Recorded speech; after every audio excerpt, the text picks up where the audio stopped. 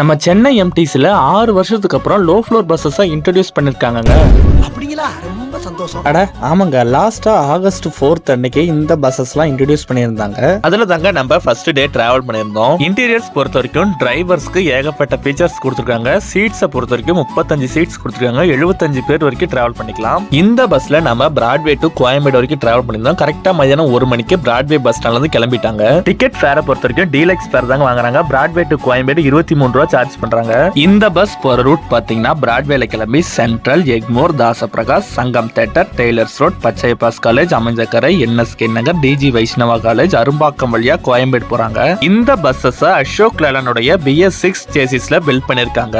Koyambedu bus stand கரெக்டா 1:50க்கு reach பண்ணிட்டாங்க. First டேவே இந்த பஸ்ல நிறைய பேர் டிராவல் பண்ணாங்க. மக்கள் மத்தியில பெரிய வரவேற்பு கிடைச்சிருக்குங்க. இந்த மாதிரி இன்ட்ரெஸ்டிங்கான வீடியோஸ்க்கு தாமோ டிராவலர்ஸ் சேனலை சப்ஸ்கிரைப் பண்ணிக்கோங்க. மறக்காம இன்ஸ்டாகிராம் பேஜ் ஃபாலோ பண்ணிக்கோங்க. டாடா.